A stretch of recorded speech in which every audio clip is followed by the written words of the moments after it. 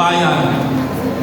Para sila ay tunay na gabayan ng Diyos sa lahat ng mga mabubuting layunin nila para sa ating bayan, sa ating lalawigan ng Santa Rosa. Mag-isa po tayo mga kapatid. Magkaisa po tayo na manalangin. Ituon po natin yung ating mga kamay sa kanila at tayo po'y sabay-sabay na manalangin. Dakilang Diyos.